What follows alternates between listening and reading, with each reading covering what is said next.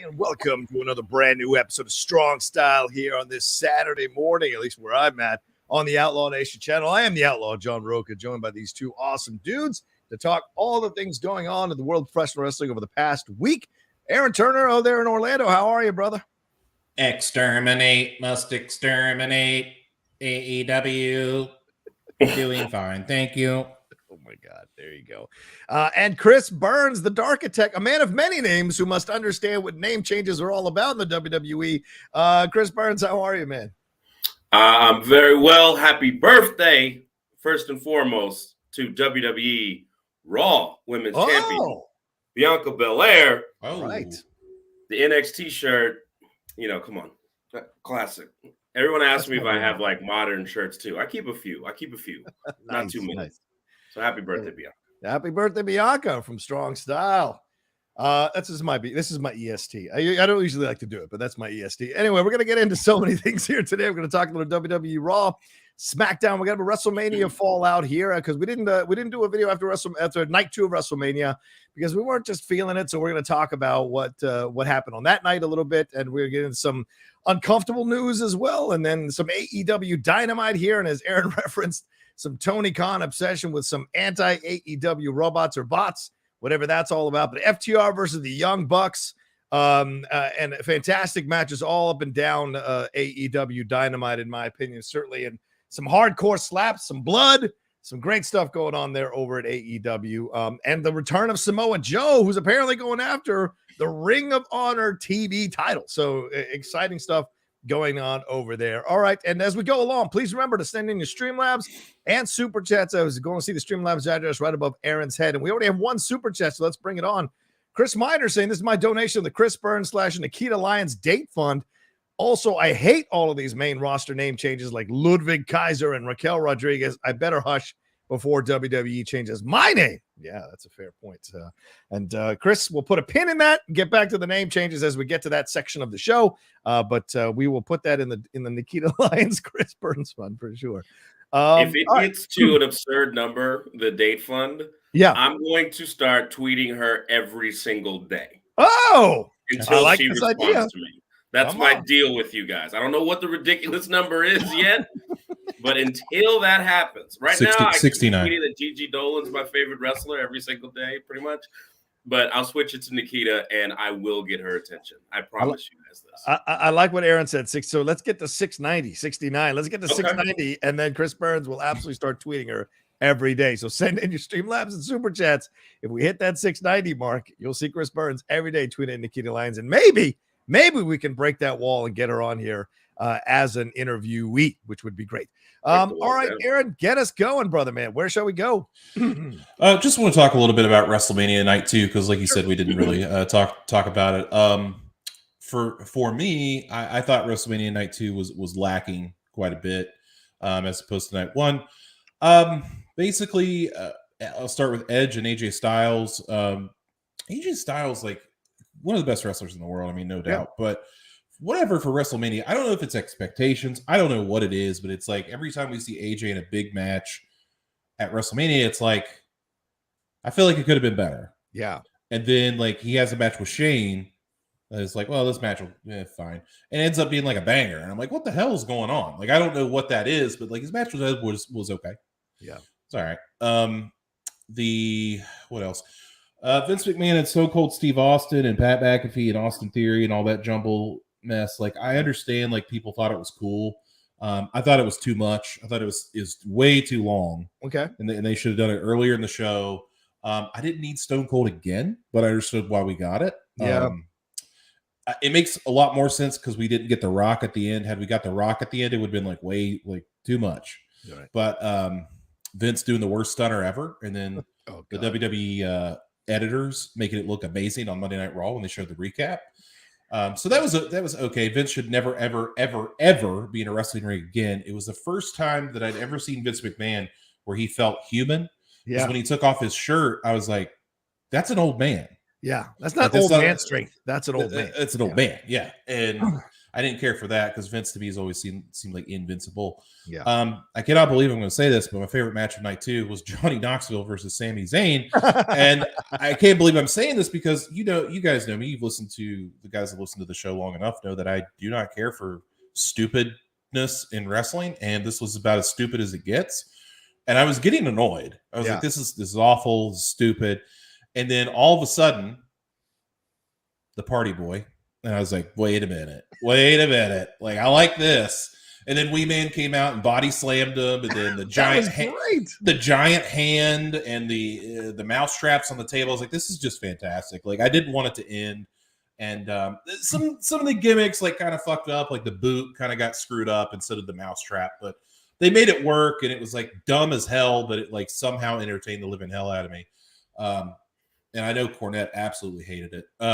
Of course he did. Yeah. And as for the main event, there's rumors going around that Roman is injured. None of that is founded as it's just not.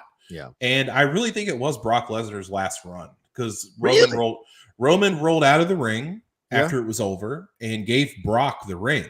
So I was like, wow, that's interesting. Because you don't do that unless like somebody's retiring or something. At the end of like WrestleMania. Yeah, exactly.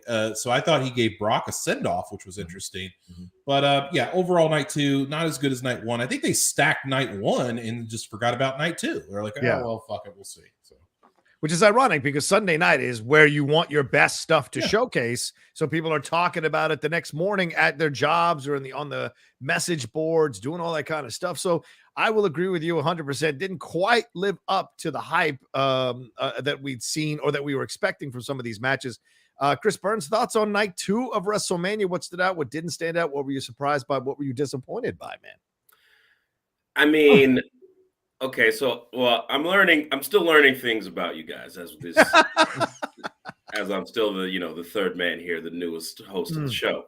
So I didn't know your default was to hate fun, Aaron. I'm learning that. That's Aaron's default, but to be clear, that is Aaron's default. Yes, I got it. Check.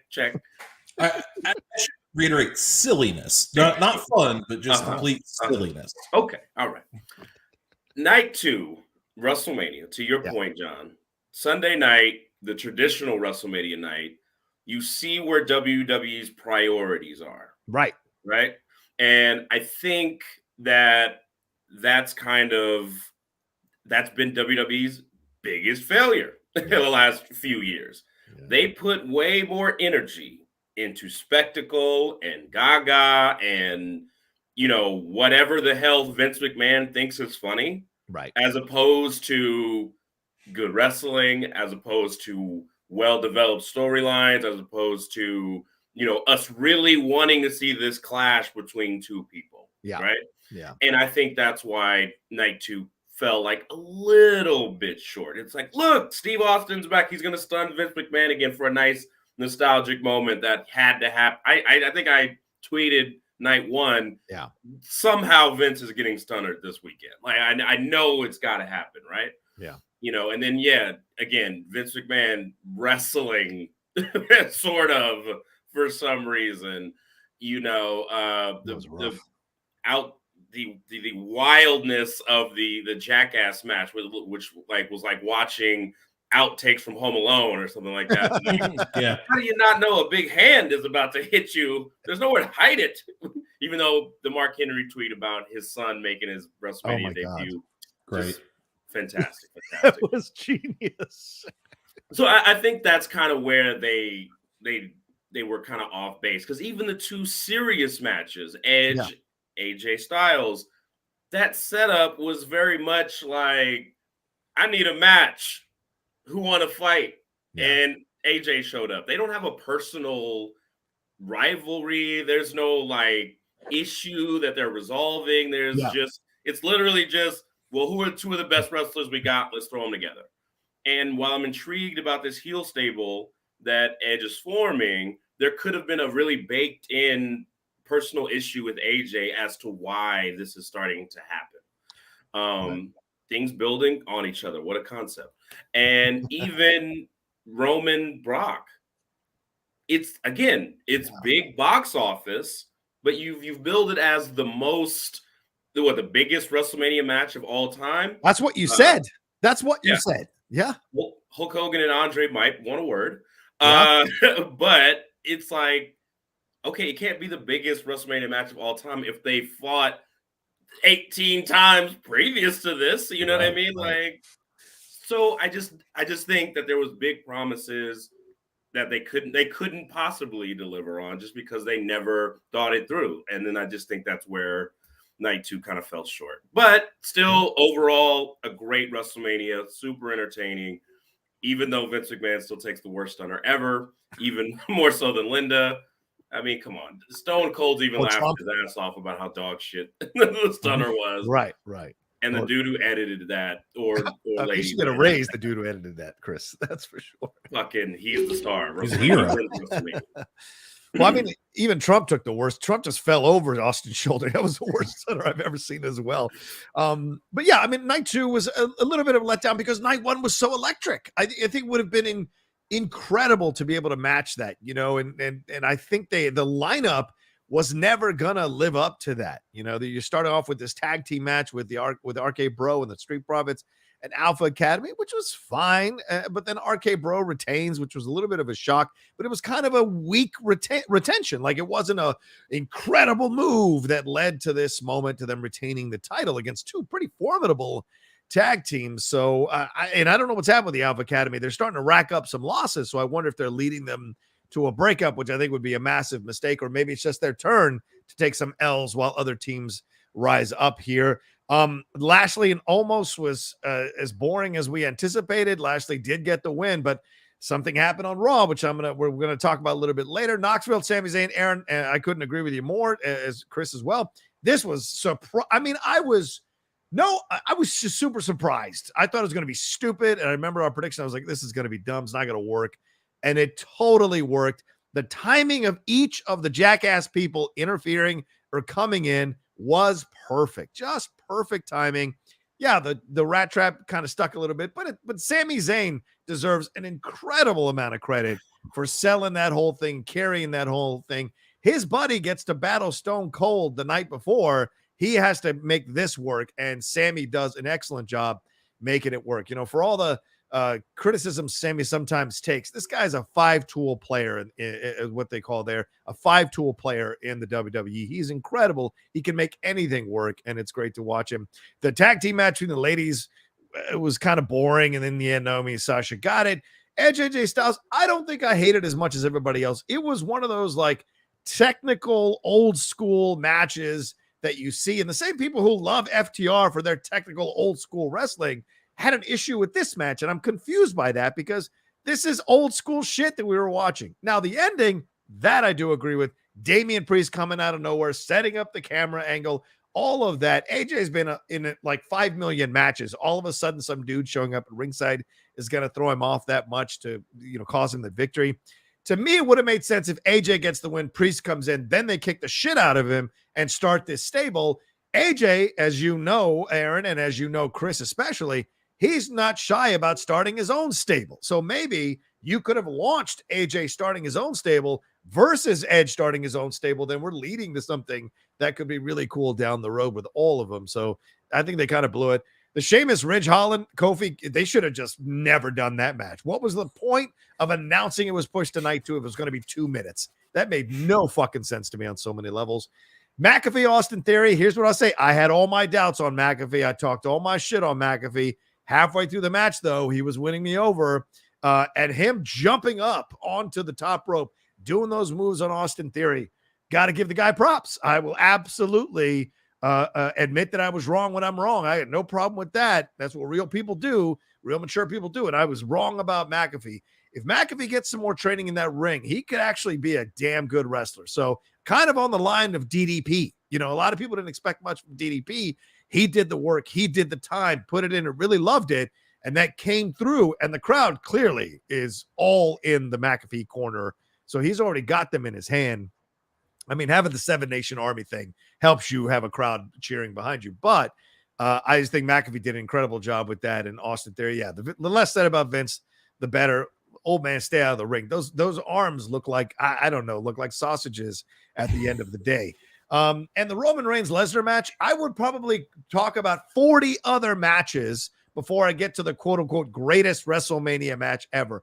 It was an okay match, bordering on good match, but that ending was so flaccid, so out of nowhere that it just left you feeling like, well, shit, I thought we were going to get a banger. At least you could have saved the night. You know, some movies are okay, and then the ending really pushes them into the good category. This is what could have happened here in this match, and it didn't. This match could have saved the night. I think if this match had gone 40 minutes and we were losing our minds by the end of it from all that happened, we would have been looking at night 2 in a different lens, I think. And in the end, it didn't happen that way. And that's a sad truth. You know, it's a sad truth. For all the hype, the match didn't come close to living up to the hype. So it was a shame on so many levels. But I do want to play a clip, guys, and I want to see what you think about this. We talked about Stone Cold showing up last week and what we thought was going to happen. I thought I'd play some words of what we said. I'm so not excited for this. No offense. I mean, I love Kevin Owens and I love Stone Cold, but this is such a setup for the stunner, and then it's over. Like, it's just not. It's probably going to open WrestleMania. I wouldn't even be surprised tonight if that's the opening thing. Owens comes down, then you hear the glass break, then he comes in. They have the back and forth, and then Austin stuns him maybe twice even, and that's that. But yeah, so that's probably what will happen, but I'm not excited about it. What do you guys think? I loved someone's fantasy booking online. I wish I knew the person. Yeah, I'm looking it up right now. Okay. Go ahead and talk about it. Austin gets stunned by Kevin Owens night 1. Wow. And Austin says, "Oh, hell no. It ain't ending that way. I want a real match with you night 2." What? And we get Owens, Austin in a real one-on-one match. Wow. That would shock the shit out of me. I'm not going to lie. I would love that. Okay. I can't find it either, but I think maybe it was Gramash. I don't know. Sorry if it was Gramash. I'm sorry. But it's so predictable. You know, obviously it's like, it would it's gonna pop the crowd, and we're happy to see the old guy do it one more time. But if you want to make it interesting, Owens has to get the best of him initially. Yeah, I don't disagree with you. Otherwise, why is it on last? If that's the rumor, like, why is it on last if there's not gonna be a twist? Yeah. Does Stone Cold come out, drink, like, smacking beers? No. Yeah, I mean, interesting stuff. You know, Chris, you had some interesting booking. I was completely wrong. And Aaron, you called the twist. You said if it's going to end the show, there's got to be some twist. And all three of us, I think, couldn't be more shocked that Austin actually fought a match against Kevin Owens at the end there. So, gentlemen, what's your thoughts on Stone Cold coming out of this WrestleMania? He didn't show up at Raw. So, and I know Chris, we did our night 1 recap, and Chris mentioned that the possibilities here that he could keep going, that he's not done. Do you think this was just the last gasp of Stone Cold, and now we can really put him to bed in a positive way and move on from the Stone Cold era fully? Or is he going to be doing a little Ricky Steamboat action and coming back and showing up and having some fun? What do you guys think? I'm going to give myself half credit for what I said initially. Owens did stun Austin. He just kicked out, and they did have a full match. The circumstances obviously very different, but still, I'll take it. Here's my thing. I know that Steve Austin is very old school. I know that Vince, his thoughts about the business and the way he looks at it is still the same, which is you got to draw the money. And so I would think in his mind, he's thinking, I had a blast. It was received well.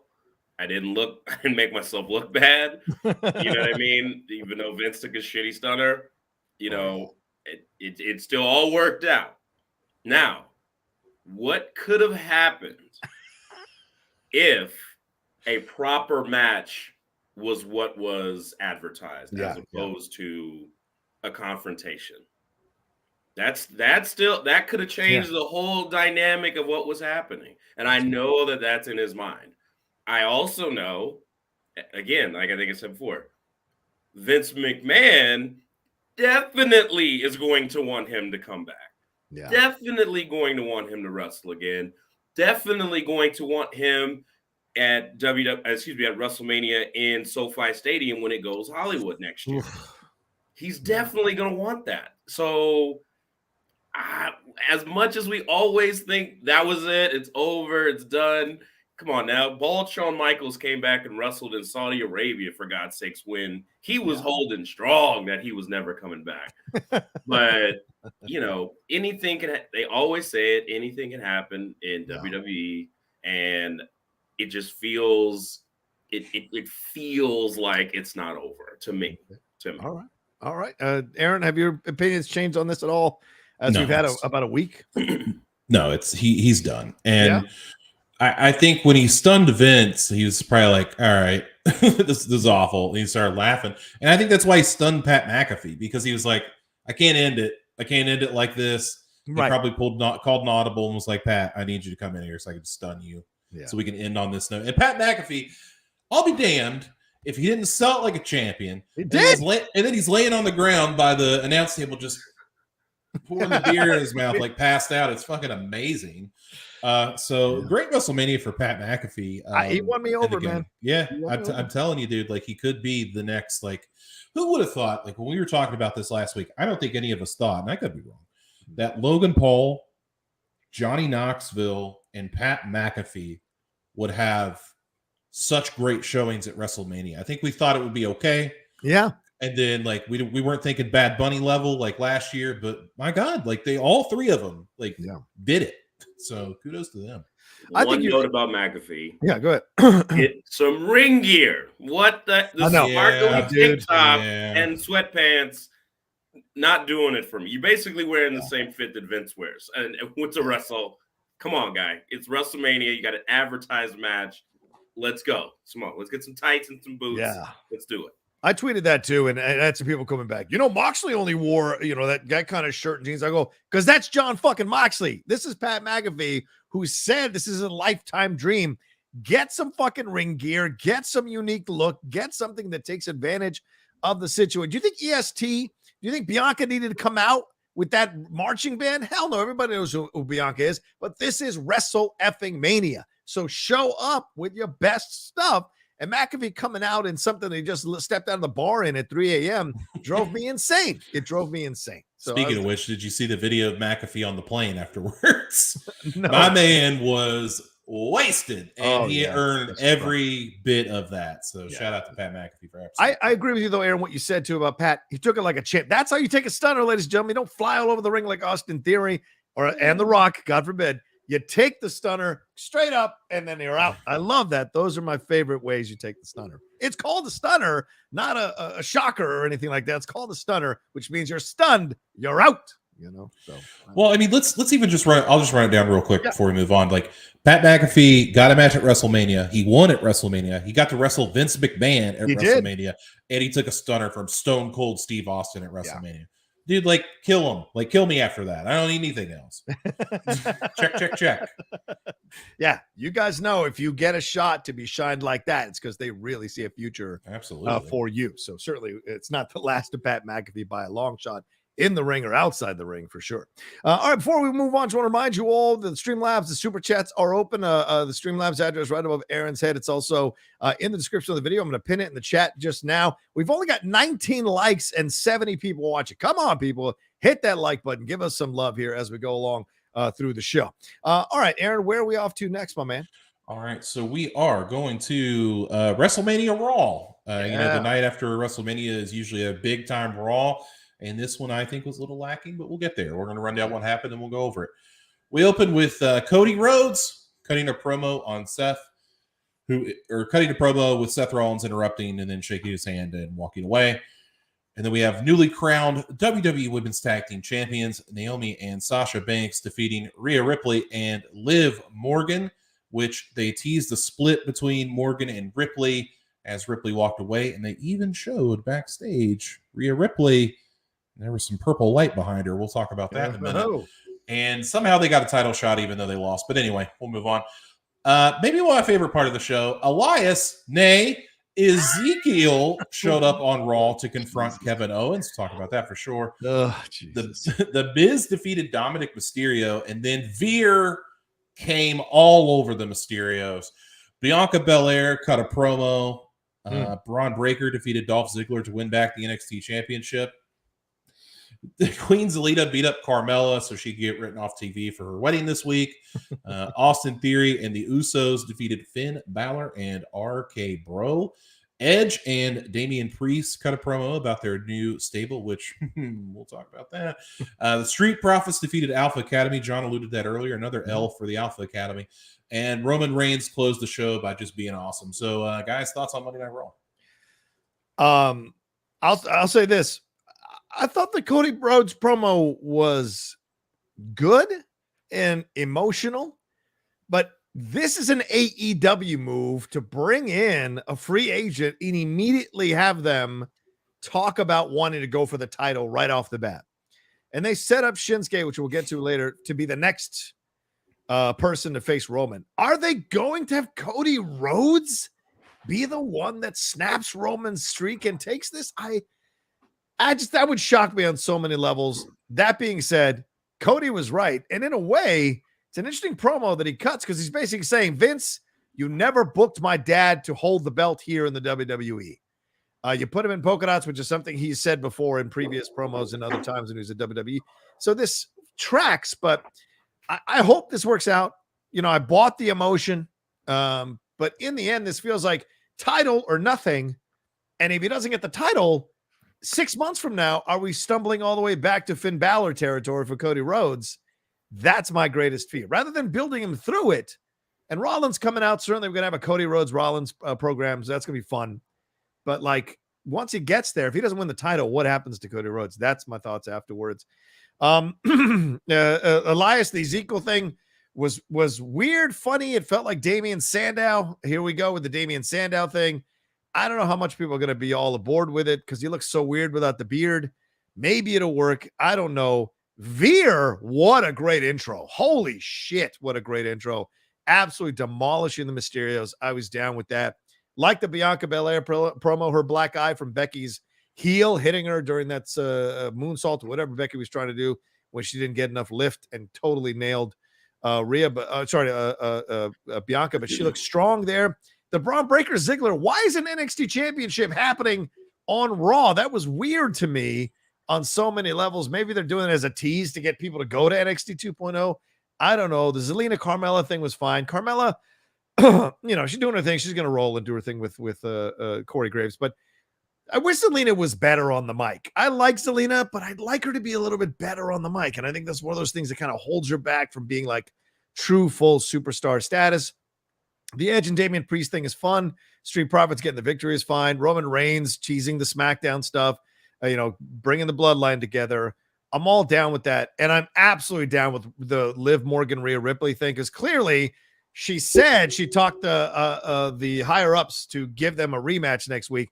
That's going to lead to the breakup. She's going to turn on Liv and destroy her. Liv becomes even more of a babyface. She did beat Sasha Banks at SmackDown, and Rhea joins this stable. This stable is slowly starting to get my attention, looking at the potential of who could be a part of this stable. So I liked Raw for the most part. Not great, but I enjoyed it. What about you there, Chris? I mean, I don't know. I feel like Raw after WrestleMania has been built up to this thing of like big, debuts, big changes of direction for storyline. Like this is what the big next main event program is going to be. And, all this stuff. And while some things progressed, it seems more like now it's just because they've named Backlash WrestleMania Backlash. Everything is WrestleMania now. Yeah, I feel like now that the Raw after Mania has now just become this thing of like, well, what matches are we getting at Backlash? You know what I mean? Right. Not necessarily the big reset that generally happens after WrestleMania and things start over again.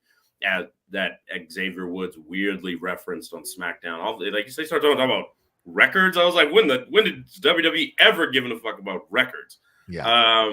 But Cody, I dig it. I think it's, again, sometimes the most obvious things are the right things to do. Yeah. And that's kind of the elephant in the room when it comes to like Dusty and his career in WWE. It's like, well, Dusty never, was a main event guy. And Dusty never got a shot at the belt. And it's the polar opposite of what Cody just did in AEW, which was, I'm going to wrestle for the title. And if I don't win it, I never can challenge for it again. Yeah. And now it's like, okay, everything is about getting this WWE championship. I have to have it. Right.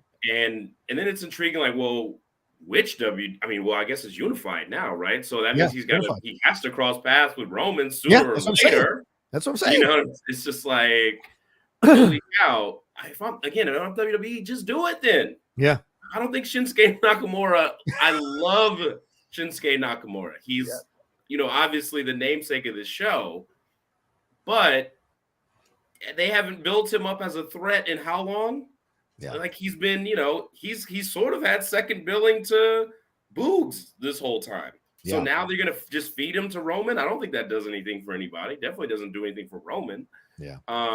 So it's kind of like, just go for it. Just go for Cody immediately. Why not? Yeah. The women's tag team championship. Sure. You know what I mean? I think it's going to be more interesting if we get swerved and Liv joins Edge. That would be way more interesting. In my opinion. I hadn't thought of that. Okay. Because then it's like, then you get the sympathy on Rhea, who was like frustrated, and I was, I'm trying to make this thing work after it didn't work, in the past tag team, and now you turn on me and join these evil fuckers because I was frustrated. Like, holy hell. Speaking of the evil fuckers, I very much enjoy this new fucking devil presentation of Edge. Looks damn cool. They work well together. They look right together.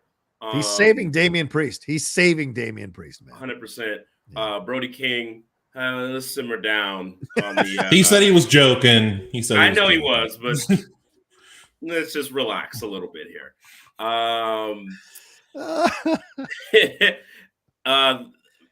What happened next? Oh yeah, Ezekiel. I'm gonna wait and see. I'm gonna give it enough rope to hang itself with. Either he's gonna show himself to be somebody who can make gold out of nothing, because ultimately this gimmick is it's a nothing. It's a big nothing. It's like, we shaved your beard. You're Elias's brother. Right? This makes you want to watch you fight, guys, right? I don't know. Does it? We'll see. Great moment for Bianca. I think Bianca, as we talked about in the last show, that her evolving and, her promo skills are getting better every day. Her in-ring wrestling is great. Her storytelling in the ring is getting a lot better. Yeah. She's arguably the best babyface they have in the company. Oh yeah, arguably. I think so. So good on her. Happy birthday again, babe. NXT World Title match on Raw, because why? Even especially when it looked like Braun was being called up. Like it seemed like he was going to be in our lives on Raw going forward, and no. So I guess so. Again, why did we have to have that match at Stand and Deliver if that was the case? If they were just going to take it off of him, the next time, I don't know. I don't get it. Queen Zelina and Carmella. I tweeted this. I told you guys WWE hates friendship. I just don't know why. It's like tag teams exist. The New Day are the only people allowed to be friends. Yes, they're the only ones allowed to persevere and stick with one another. Don't understand. Like Street Profits, Alpha Academy, those are going to split up before you know it. Obviously, Montez Ford is going to be a single star at some point. Stevenson is going to have a feud with Gable, and that'll probably lead to Otis leaving him, and then there won't be an Alpha Academy anymore. Give me tag team wrestling, which we'll talk about with FTR and the Bucks coming up. What else happened? And then you close the show with Roman.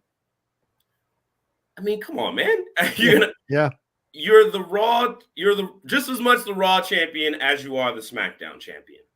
So you wait till SmackDown to say you want the Usos to get the Raw belts.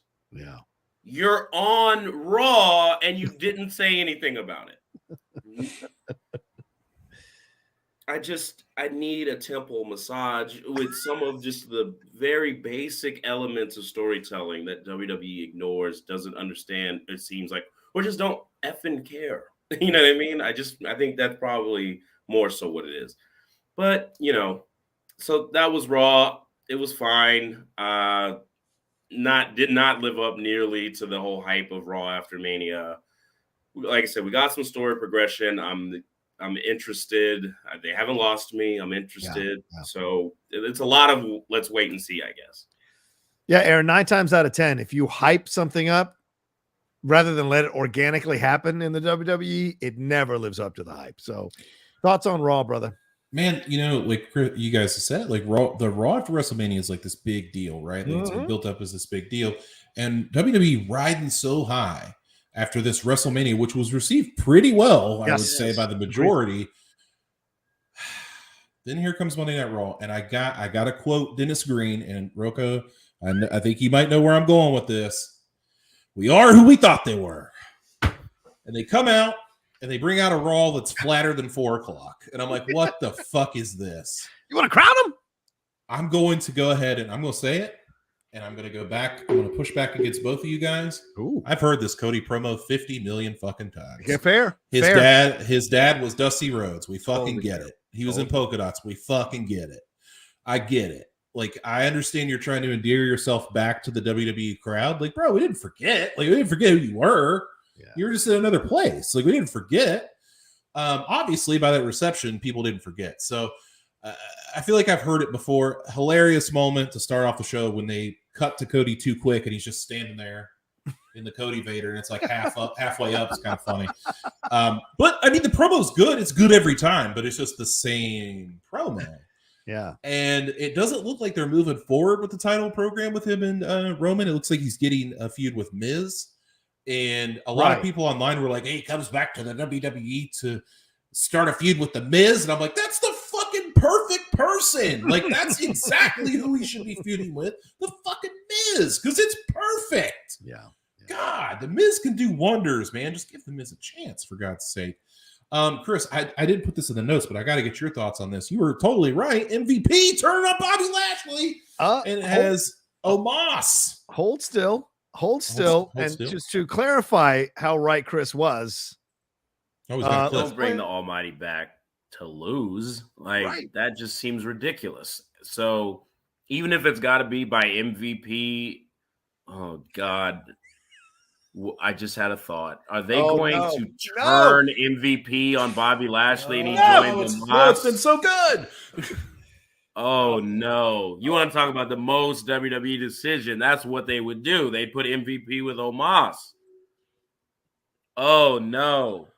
I gotta stand in solidarity with you, John. I gotta pick Bobby Lashley, even though I do not like what I think they're gonna do. Chris, you called it. You 100%. Absolutely called it. Aaron's right to bring it up, bro. It happened. It's your fault. It's not. I mean, you saw it happen in real time of me talking about it and then think oh no, because it just all of it was there. And then when MVP wasn't in Lashley's corner in WrestleMania, it was like, oh no. Because again, with all this stuff, I just try to think like Vince McMahon, which leads to madness more often than not. Sure. But when you think like WWE and you just kind of see what their perspective on something is, Omos, he's this big, he's this big giant. He's just so dominant and he's so impressive to look at. That's just all the things Vince McMahon loves. They don't care about Lashley. No matter how many times they've given him the 2-week push in the last few, months. They always know that they can just heat him back up whenever they need to. Mm-hmm. And all guys like that, they will strip down to their essence on a regular basis. Look at Ziggler. Look at Miz a lot of times. Look at Shinsuke. These guys are good. Anytime we need them to fill in a spot, we can just do it. So we'll just take everything away from them that makes them cool. They took the Hurt Business away. They took the title off of him. Now they've taken MVP, and that got him smiling again and slapping hands and all the badass Lashley that made us like him again. Gone. It's gone. So they're gonna invest in Omos. He can't cut a promo. He can't talk at all. We'll give him MVP. Yeah. But here's the problem. Omos can't do anything. He has nothing. He is Giant Gonzalez. Oh, 100%. Yes. He can't do anything. Like, are you watching the match? He's bear hug spots into 2022. Yeah. He has nothing. Right. And I'm going to say this. I don't know if this has been brought up. People make a lot of noise about Vince McMahon and these big meaty guys and how he loves giants and he makes giants. What giant has he actually made since Andre? Is there any really good? You mean from the beginning? Because obviously Paul White, Big Show, that was WCW, came over already formed. But he tried with the Big Show, but it didn't really work out. Yeah. I'm about to say, look how Big Show's booking and storylines went after he showed up. From the get-go, he calling him the Big Nasty, which was a huge mistake. Changed it to the Big Show, which everyone was confused about for the longest. And then he never had like a big memorable run until Paul Heyman had him in SmackDown in 2003. Right. So it's like, who are these mythical giants that Vince McMahon is so good at putting over? He's not. The chat brings up Braun Strowman. Does he count? Does he count a little bit? I'll give you. But then they still fucked up his booking and sent him packing. Yeah. Well, they booked Braun Strowman badly for so long. Like they pushed him to the moon. Then they were just like, well, fuck it. Like I'd rather have despite what Braun Strowman thinks politically, and he may be a complete idiot. I don't know, but that guy, a giant in the complete opposite of almost is fit. Like he's got muscles and stuff, but Braun Strowman's like jacked to the gills and can do top rope drop kicks and run like a fucking wide receiver. Like that's a guy that I'm like, holy shit, this guy's got to be world champion. And then apparently he's a moron, so he's not world champion. But that's the difference that's the difference for me. Like I see a guy like Braun Strowman, I'm like, oh God, yeah, absolutely star. Yeah. And I see Omos and I'm like, Giant Gonzalez. Like it doesn't really work for me, man.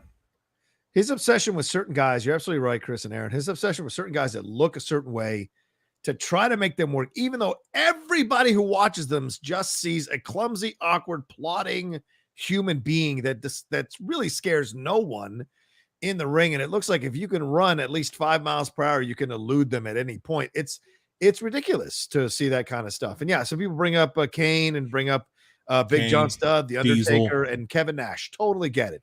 But all the other giants, I mean, he's kind of dropped the ball on. That's a fair point. But those guys could actually wrestle.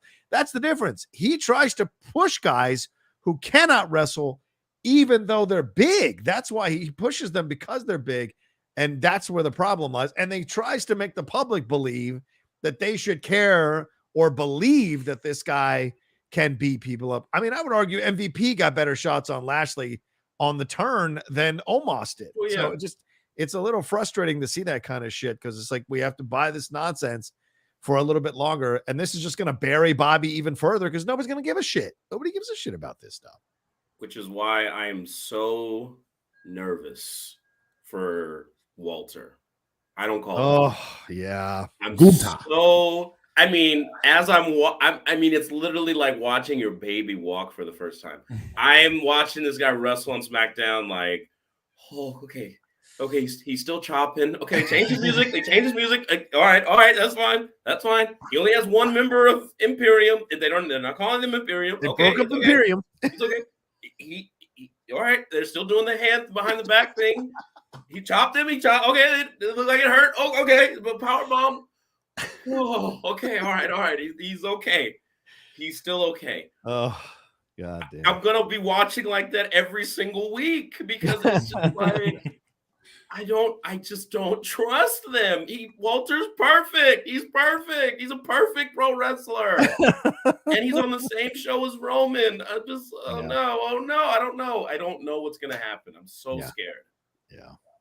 But he looks Like they put him good. in. Aaron, it looks like they put him on a water diet because he was ripped. And I haven't seen Gunter / Walter be that ripped ever. So clearly they have ideas for him. Well, he talked about it. He said, I think it was on Twitter or some show. He's like, I saw the guys in Austria and like Austria and Germany, like the European wrestlers, they're not all muscular. Right. Like they just, they have like a little bit of a paunch to them. So he's like, that's kind of how I tailored my physique. And then he said, once I realized like what the WWE system is and how American wrestling is kind of portrayed, then I just decided, I'm going to get a little bit more ripped, get a little more lean, not only for myself, but just for, for the physicality of it. So, I mean, good on him. He looks fucking great.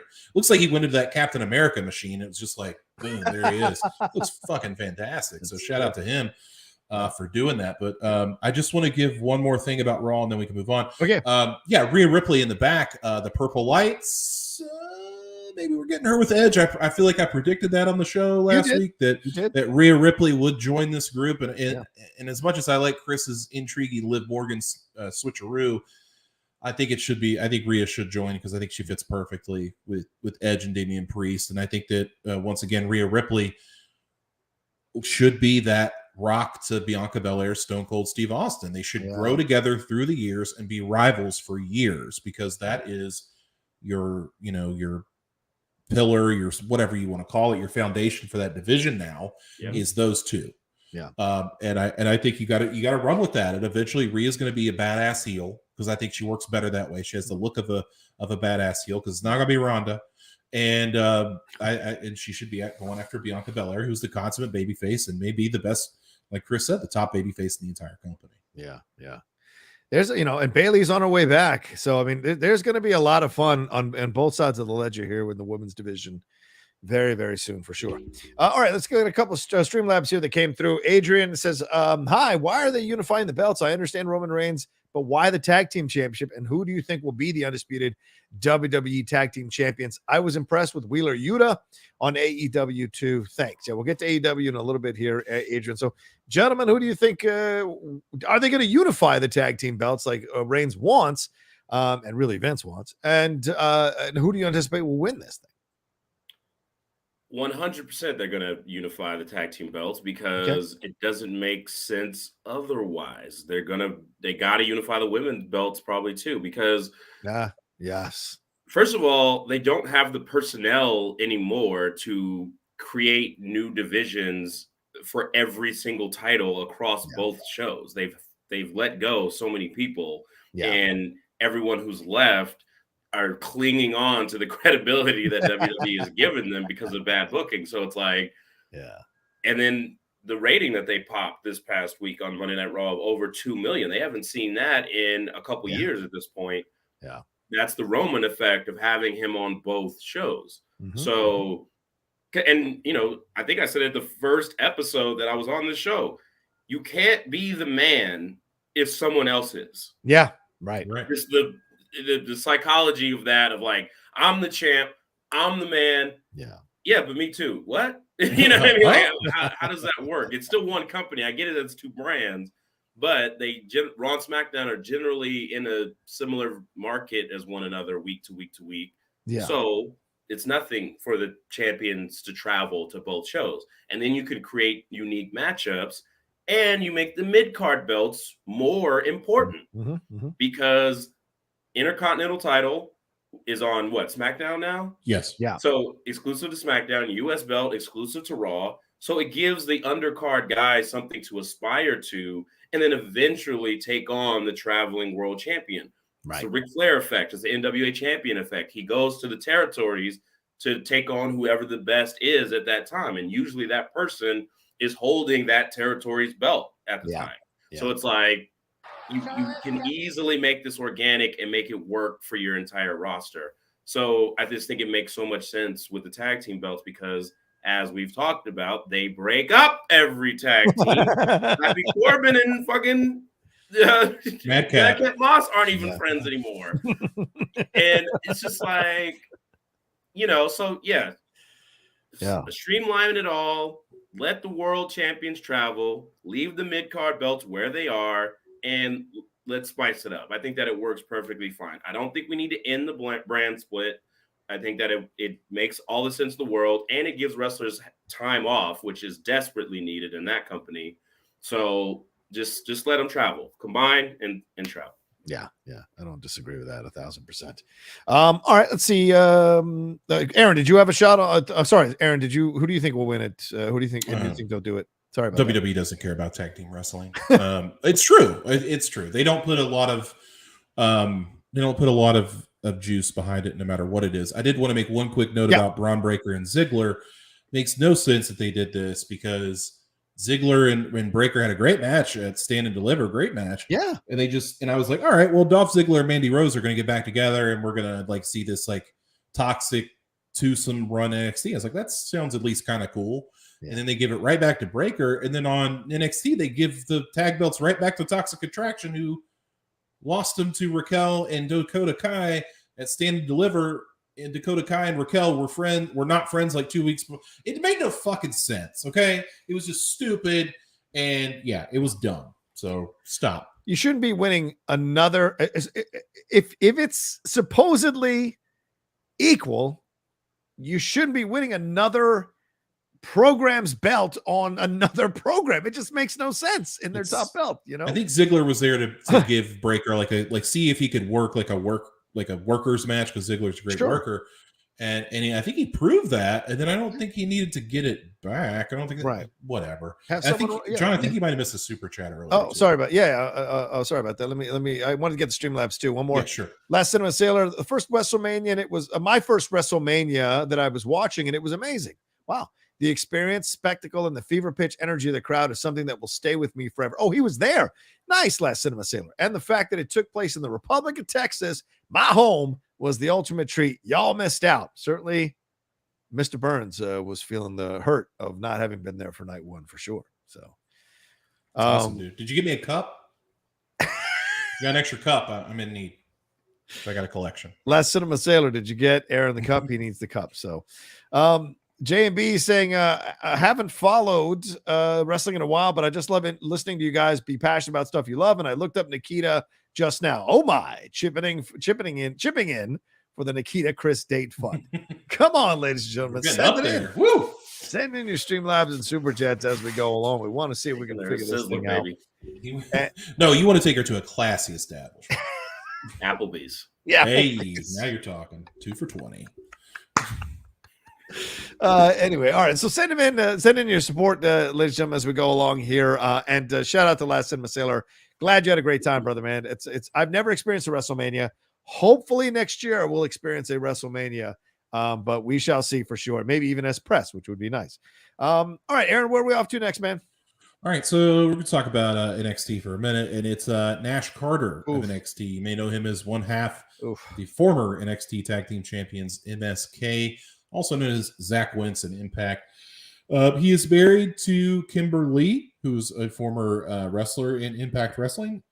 And let's see, the release he was released this week. It comes on the heels of Kimber Lee making allegations that Carter physically assaulted her while intoxicated.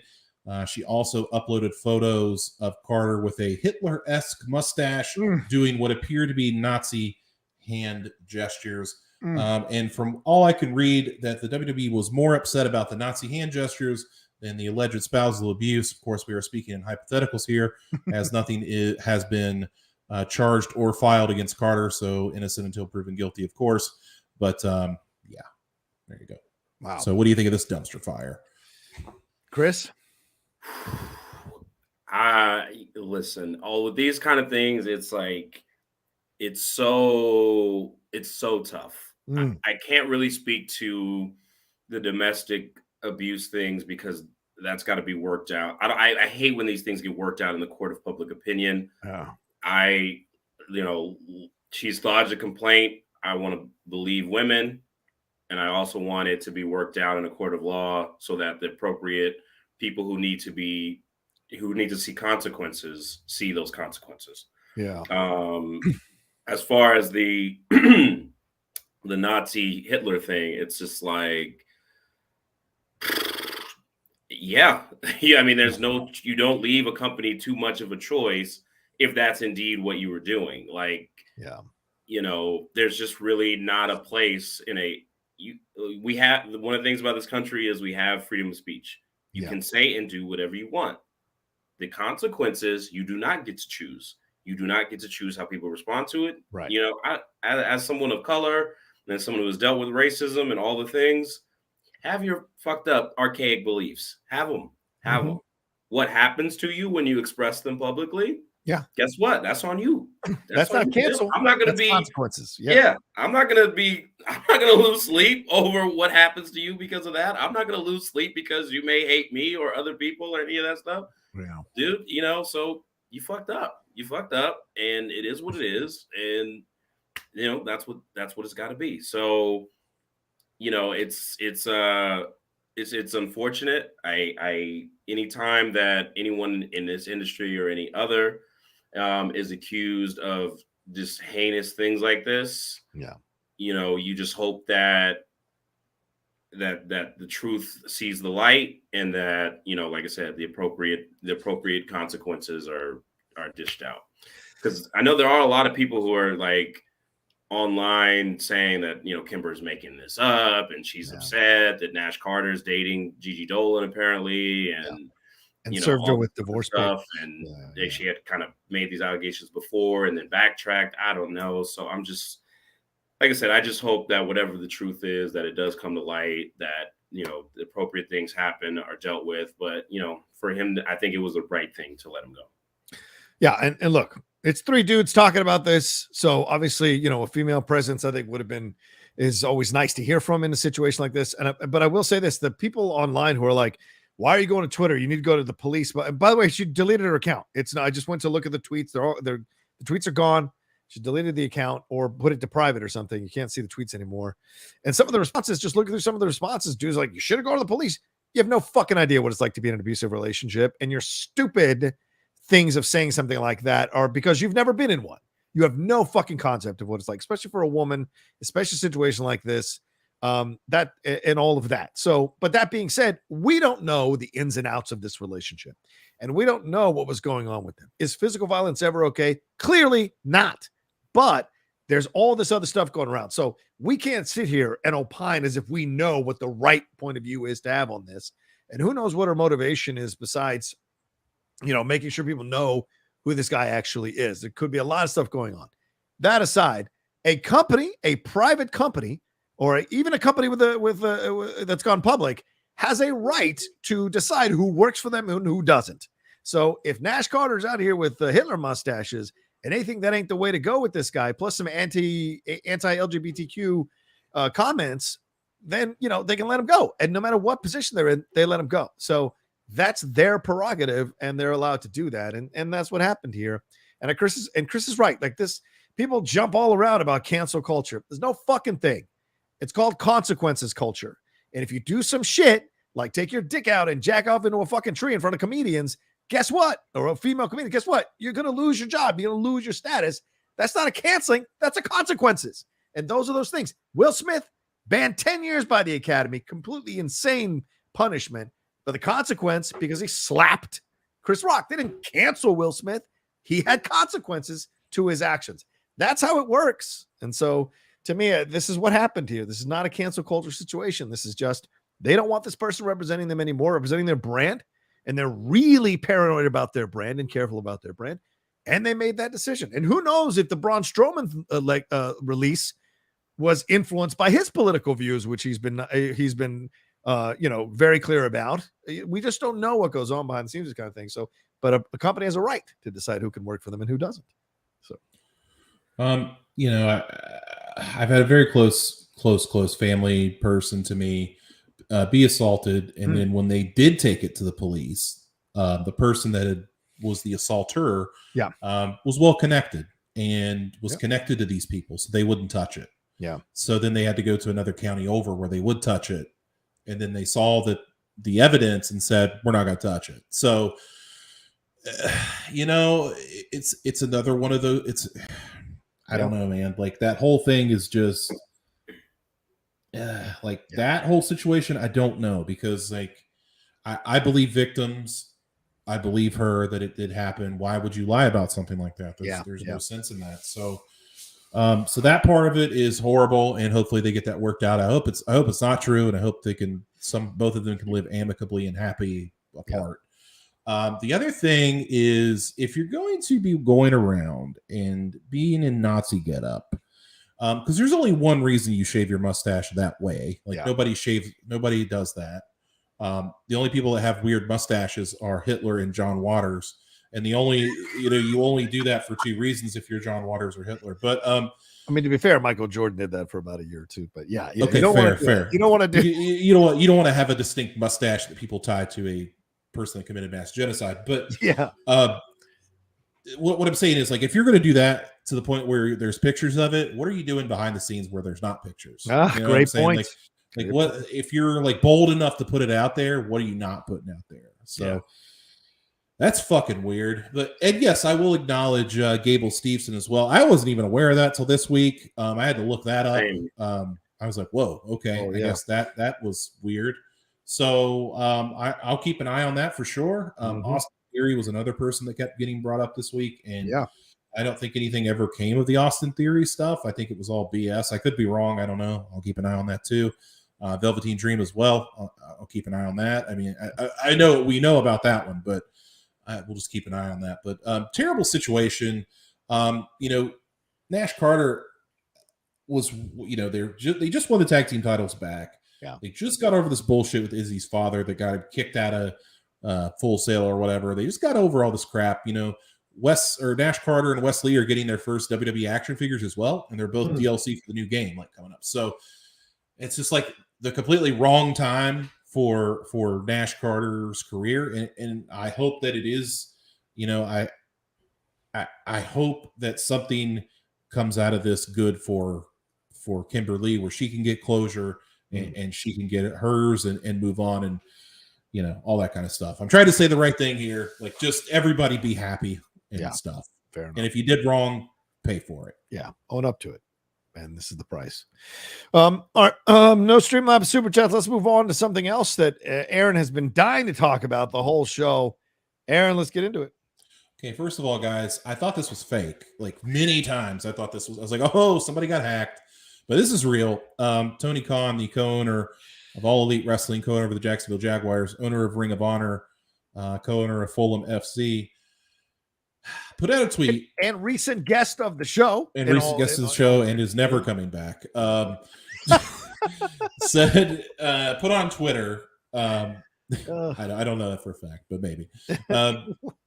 Tweeted out yesterday. Yeah, an independent study has confirmed that much of the staunch anti-AEW online community aren't real individuals. It's a staff running thousands of accounts plus an army of bots to signal boost them. Look closely. These aren't real people. Who'd pay for such a wildly expensive thing? He says, research this one yourselves, you internet detectives who thrive in these situations. And then went and pitched Moxley versus Yuta on Rampage. And so an interesting decision by Tony Khan on a lot of levels here.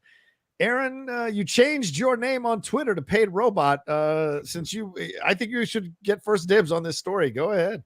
What the fuck is this? What the fuck is this? Thanks for being on the show, Tony. Go ahead. Yes. Honestly, let's break this down. Like, he's talking about staunch anti-AEW online community. First of all, staunch is my word. Don't steal that. Anti-AEW online community aren't real individuals. Like, brother, I get it. Like, there are people out there that do say bad things about AEW. There are accounts for that. Like, sure. But they're pretty upfront about that. Like, AEW botches and AEW sucks 420 or something, I'm sure. Mm-hmm. But saying like they have an army of bots and they're paying for this is like, what? Like, that's weird. It's like very it's very paranoid is what it sounds like. And very it's not Howard Hughes like, but it's like somebody it reeks of somebody that needs some sleep. And my man Tony Khan's like writing 5 shows. My brother, you need to get some sleep. because this is crazy. Like, this is Alex Jones tinfoil hat conspiracy shit. Like, I don't even know what you're talking about. Yeah. Like, first of all, he said that why would somebody pay for such a wildly expensive thing? Why would somebody pay for independent research to do research on things that like this? Yeah. Like, what's the problem, dude? Like, and I'm going to put this here and I'll stop right here because I don't want to go any further. But if Vince McMahon had said or tweeted something like this, I think that all of us on this show would say Vince needs to go in a fucking home because he's officially fucking lost. And I'm not saying that Tony Khan's lost his mind. I'm just saying, Tony, get some sleep, my man. Get some sleep. It's crazy. Okay. All right. Chris, thoughts on this tweet from Tony Khan and these accusations? You guys are talking about two-time Booker of the Year, fantastic, genius, generous, good-looking, handsome, probably well-endowed. Yes, plane sharing. Take my Pander's hat off for a second here. I mean, here's the thing. Here's two things. I love Tony Khan. Tony's a nerd. You know what I mean? He's a nerd. Tony's a nerd. Yeah. And that's fine. We love nerds around these parts. And he's going to be thinking about things like this. Like, he's used to what kind of person pays for an independent study? A nerd who's like, all these, there's no way these tweets are real. And also, and the second thing, Tony has always engaged when there's a criticism.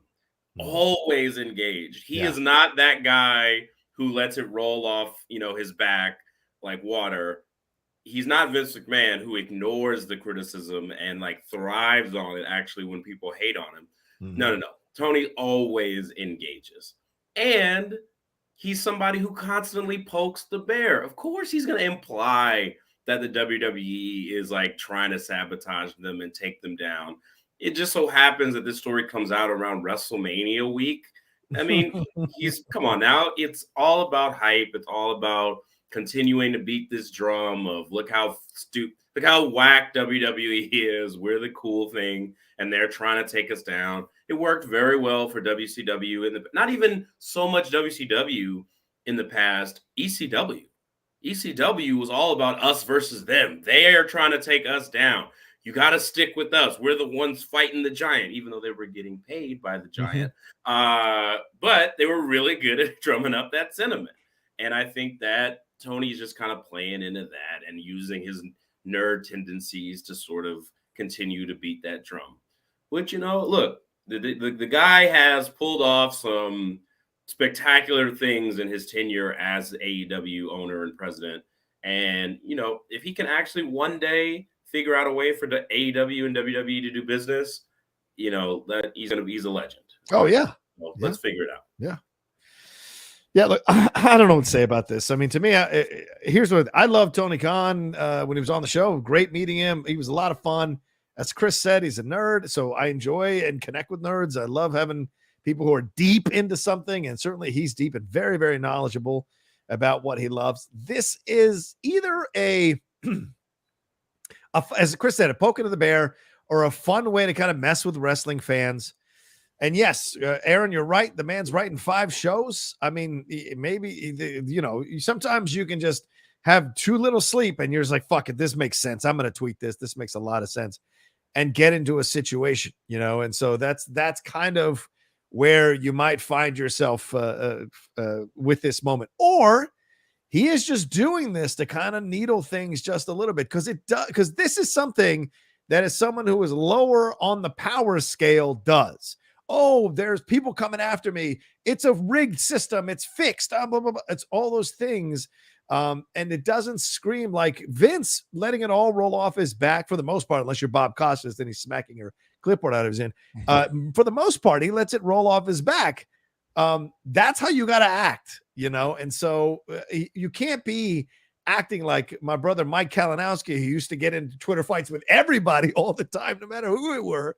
It's not the smart move. And even Mike has learned in recent months that it's not a smart move to do that. So in the end, because you amplify people, and I've never understood people who retweet people with 5 followers, their comments that they made, it means nothing. You're using that tweet to promote another thing or push another angle or narrative.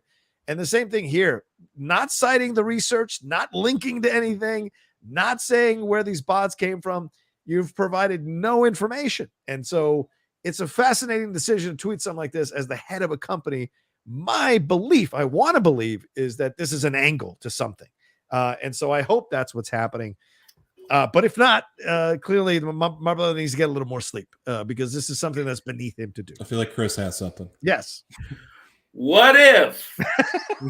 I'm going to record this now, or put this next week. Yeah, go ahead. What if WWE finally has let Ali out of his contract and Tony Khan is seeding him coming in playing off of his hacker gimmick? Oh my God. Wow. Oh my God. I would absolutely love that.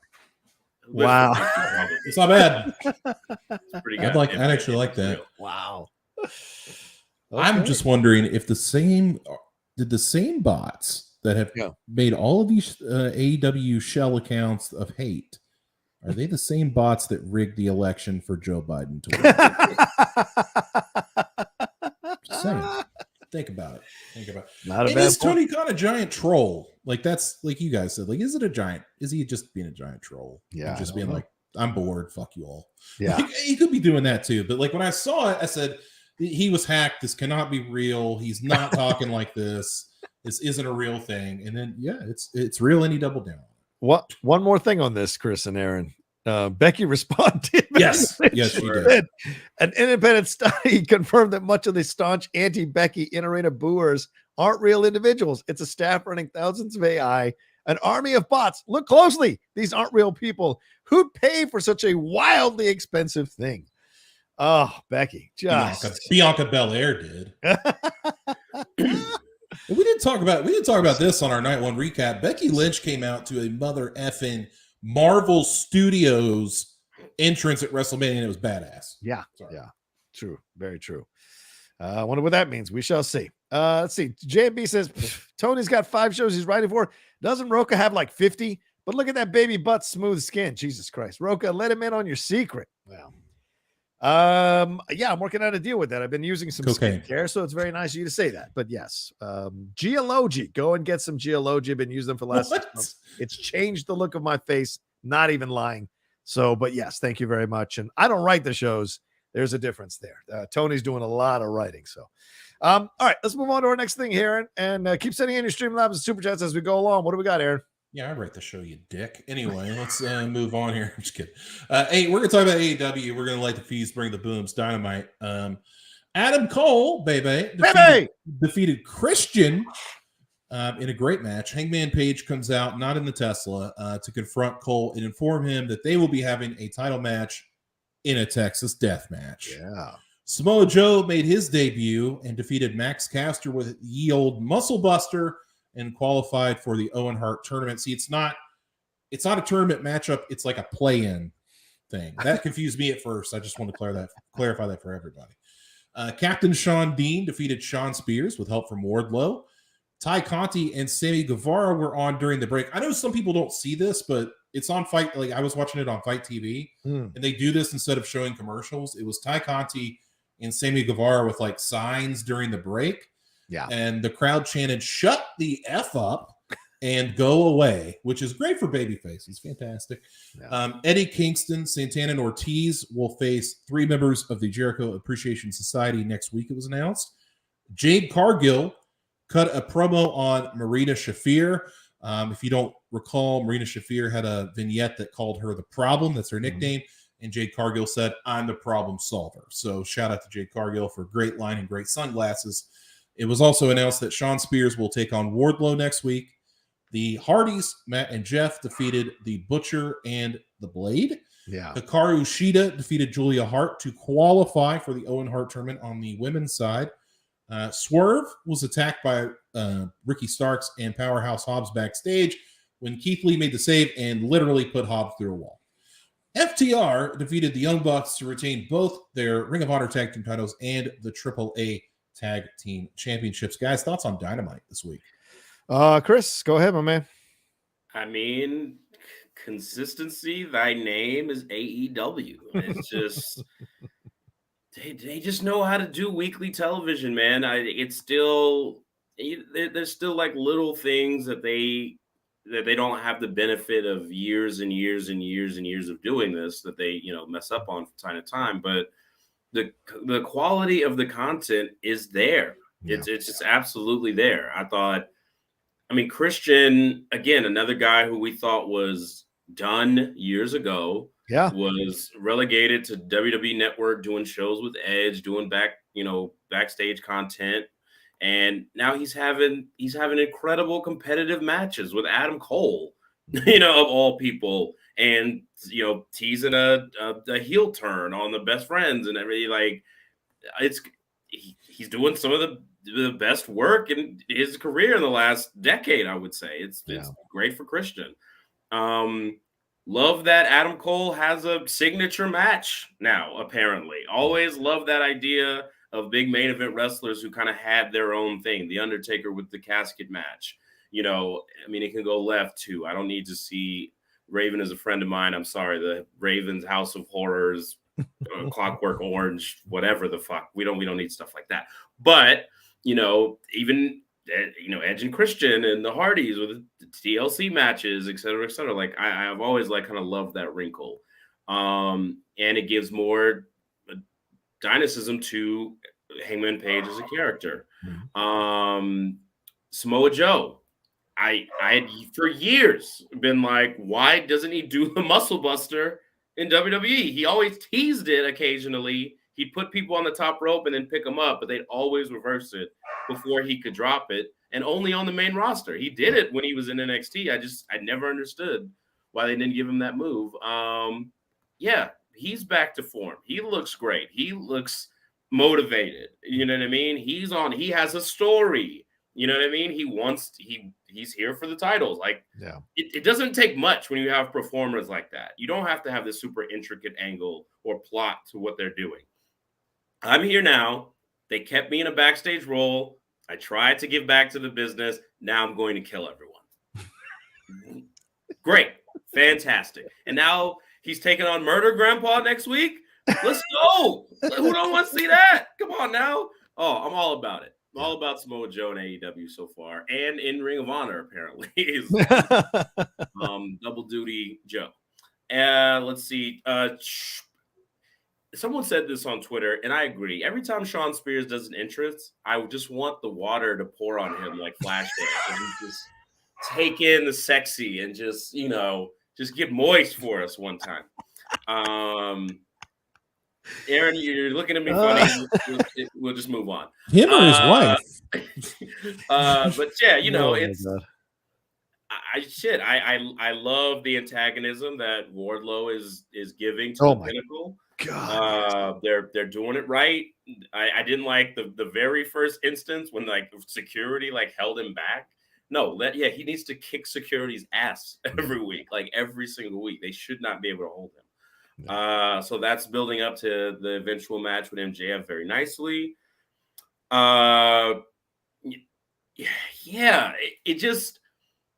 They should not have had Sammy leave Jericho if he was going to get this much heel heat. If you were going to put him with Tay Conti, who was already generating all this heat, then you should have kept him with Jericho because, that would have been a nice addition to their whole situation of, we're sports entertainers, aren't we so bad? And then look at this, couple that we have as part of the situation who you also can't stand. So big misfire there because it seems like they're still trying to build to an eventual Sammy versus Jericho match with even Sammy doing the shut the hell up, Easter egg this week. But it's the crowd fucking hates him. You gotta pick up on that. I know, we'll see if Tony Khan pulls a Vince McMahon and ignores what's happening, or if he addresses it and pivots accordingly, got to pivot accordingly on this one. It's not gonna do anything for any of their feuds if you keep having the wrong dynamic at play. Jade Cargill's a star. Anything else to say? Really, is there anything else to say? I don't know. The Hardys, Butcher and Blade, again, tag team wrestling alive and well in AEW. Yeah. Here for it. Julia Hart, we need a performance center. There were so many moments where Sheeta literally just grabbed her and was like telling her what to do next, and she still didn't get it. Yeah. And so Sheeta just hit her because there was nothing else to do. It was like dead air on a podcast of like, no one's talking, no one knows what's going on, nobody has a take. And I was just like, Julia, I love you. You're dating a black dude at a girl, but it's like she's not ready. She's not ready for prime time. Yeah. She's athletic and she can do the cheerleading moves and gymnastics and stuff, but Sheeta had her work cut out, earned her paycheck this week with that match. Yeah. And let's pay off the eye patch already. Like, we know where this is going. Like, let's do it. We know, come on. It's not like it's not intriguing anymore. We know what's happening. She's turning dark. But yeah, man. And then, I'm sure we're going to talk about it in length now, but FTR and the Young Bucks. God. What a week these cats are having, from the Briscoes match. Well, let's start before that to Dax's solo match. Yeah. That he had with Punk, to then the Briscoes match, to then this match. FTR just, top guys out. You know what I'm saying? Like, it is really happening for them in a big way. Who'd have thought it would be as baby faces?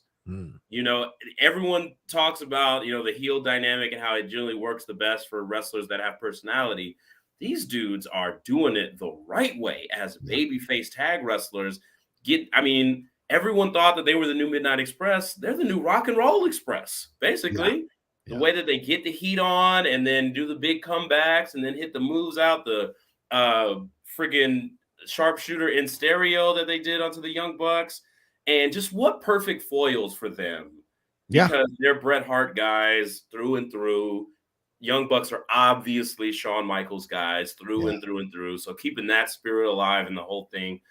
FTR, man, it's just so, so, so great. And the point I wanted to make about tag team wrestling, is there a great era in pro wrestling that didn't have a super strong tag division?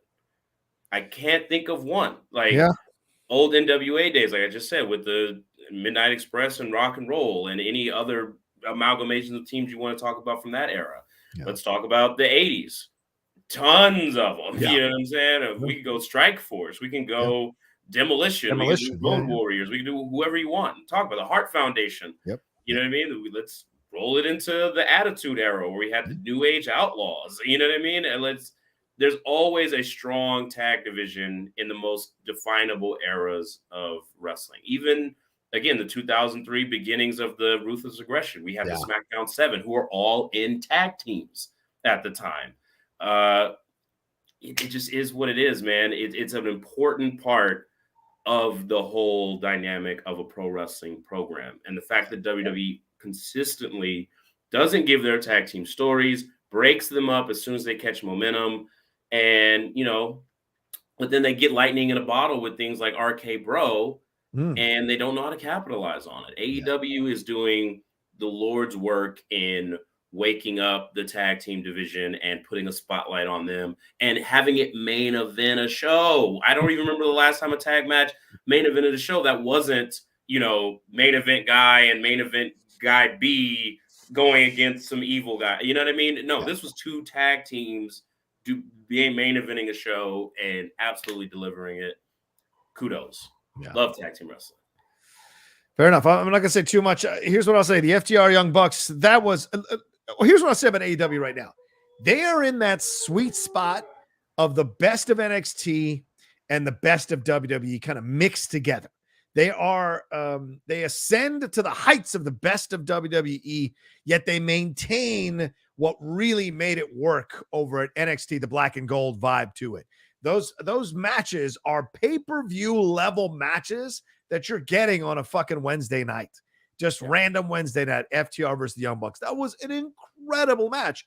And I would throw the Hardys in. I mean, why is Jeff still doing the songs on the tables off of that? I was like, no, stop it. You're going to kill him. He's going to fucking die in the ring doing that. And I couldn't believe that they're still pushing the limits with Jeff in that way. So to me, it's just madness, all the stuff that's going on here. That's so much fun to watch on a Wednesday night. We're getting that kind of level. This is like the best when Raw was really great and when NXT black and gold was kind of hitting its stride. It's got a great mix for me, and I enjoy that when I'm watching. Even the stuff that doesn't work, I'm like, okay, it doesn't work, but they're gonna get there. The Tay Conte Sammy thing, you guys are absolutely right. You got to read the room, and they're not reading the room, which makes no sense to me at all. And this kind of stuff has a tendency to break couples up in real life, because these people have to eat, sleep, and breathe this shit 24 hours a day. This is their job. There's no turn off. You know, an accountant can go home. These guys go out to go eat, and someone's going to talk about them. People are talking about them on social media. People are making videos about them on YouTube. It is a 24/7 job to be a professional wrestler in a main promotion. It is. There's no way out. And so when all these people, even though we're in 2022, there are still people who buy into this shit being real sometimes or feel like this shit is real, and they'll yell shit at you at the grocery store or yell shit at you at the fast food mart. Certainly MJF talks about how he's had to deal with that shit going into regular places. Some people don't have that restrictive thing in their minds to not say that shit.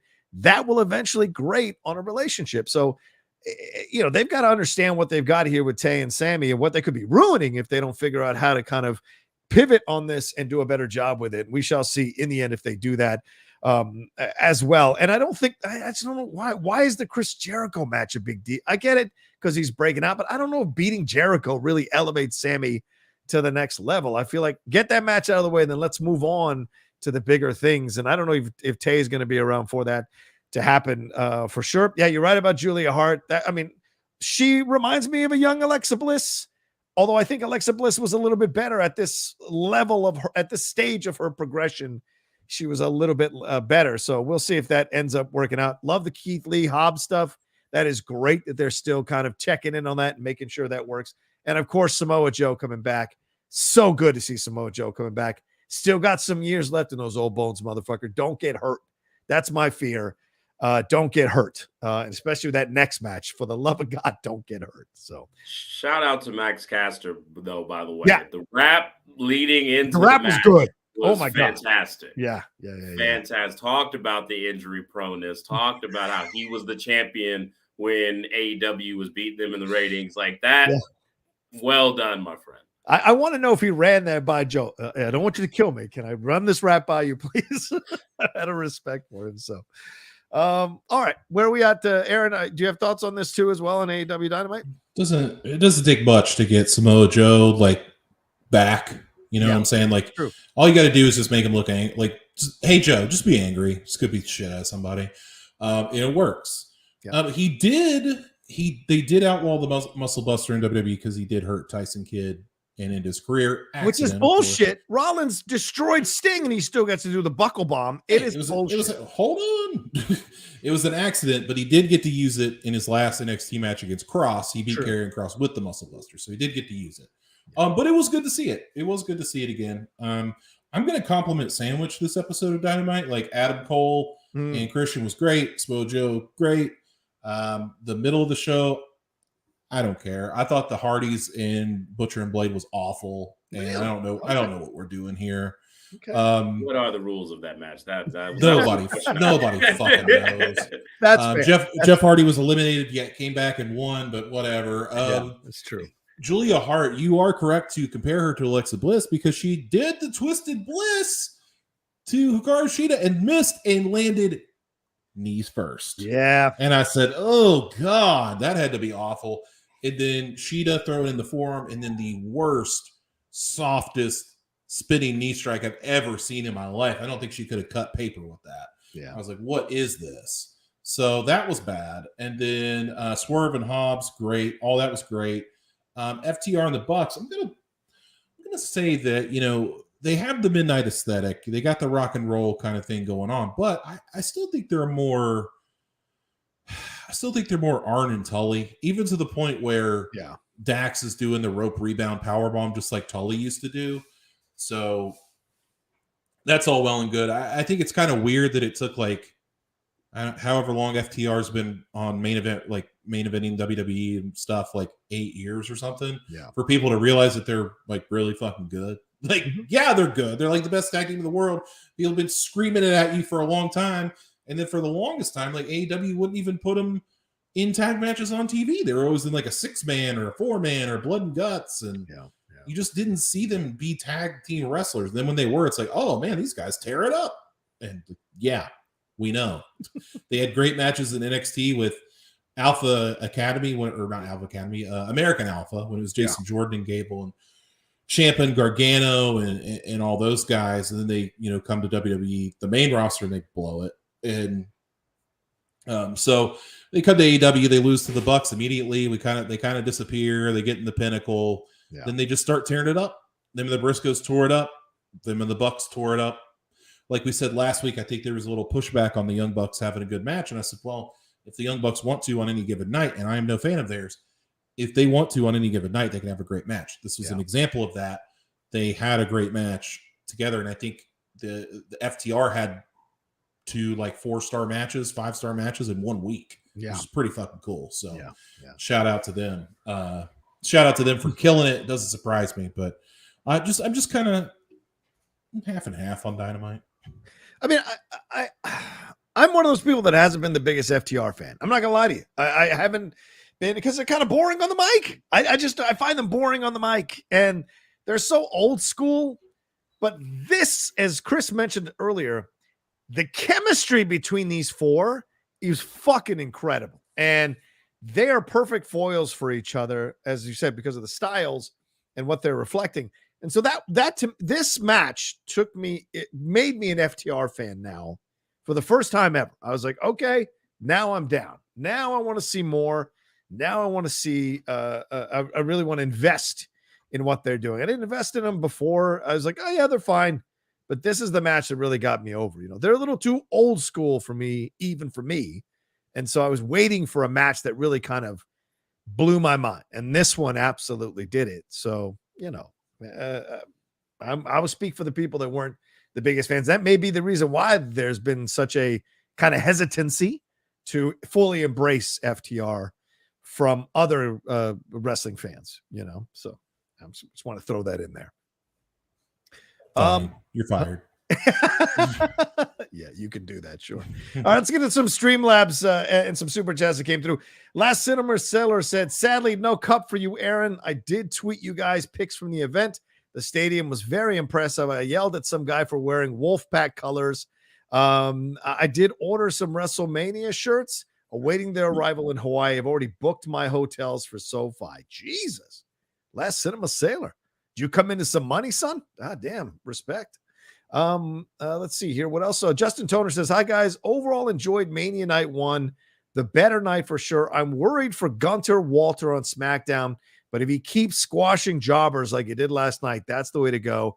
FTR versus Bucks match was awesome. Ditto Moxley versus Yuta on Rampage. Yeah. We should talk about that. Moxley versus Yuta. I mean, Yuta was just caked in blood, pulled out the Danielson stomp, eventually took the loss, but do we think he's going to be asked to be part of this stable? Is that what we think is coming here with Yuta? Was this his tryout, so to speak? I love this dynamic of the Blackpool Combat Club of just like, all right, you gotta prove it to Danielson by being a wrestler. Then you got to prove it to Moxley by being a brawler. If you can take getting stretched and then beat the fuck down, then maybe you can be down. And the fact that he was busted open very early in the affair, and it was a gusher. Like, it wasn't like just like streaming down the kind of way like Butch had on Friday Night SmackDown. Yeah. That thing was open. I mean, you want to talk color, goodness gracious. And it was just the perfect visual for the story they were trying to tell. Yeah. And then to afterwards write BCC on his chest in his blood. Like, come on now. What else do we want? Like, I told you, this is what it should be for Rousey and Baszler in WWE. You're right. Make this dynamic happen. You can tell the exact same story. It is really fine. Promotions copy each other all the time. That's how you can fix that over there. But yeah, I love what's happening. It's going to be interesting to see how it goes with Lee Moriarty, because apparently he's up next. And then Moxley, getting the frustration out of Moxley where he keeps hitting him with his finish and he keeps kicking out to where he's just like, all right, fuck this. I'm just going to choke him to death. And I'm like, yeah, I love it. So, I mean, they made Yuta a star. Now it's really up to him to run with the baton. If he fails from here on out, it really is on him, because they gave him everything you needed to learn his name, see what he can do, prove that he's a tough guy, put him next to the two of the most legit guys they got, as far as main eventers in the company. Here on out, let's see if he can run.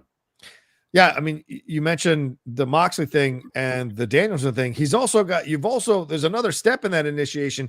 You got to get slapped by Steven Regal and still stay standing. So, Aaron, what do you think about that? What did you think about Yuta essentially almost being drafted here or initiated into the Blackpool Combat Club?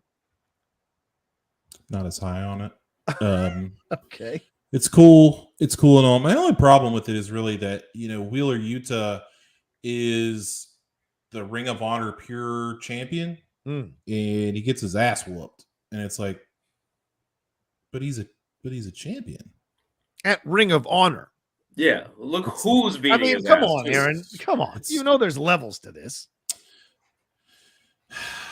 You're a champion at San Diego State. What do you mean? You should be the starting quarterback for the greatest team in the NFL. What are you talking about? It's not doing it for me, man. Like, okay. I don't know. I feel like maybe maybe if it was a different guy, I don't know. Like maybe we'll see with Moriarty. Maybe, I don't know. Are you saying you're not sold on Yuta, or you're saying I'm not sold on Yuta? I'm sold on the Blackpool Combat Club. That's fucking cool. Yeah, that'll actually bring me back around to John Moxley, liking him.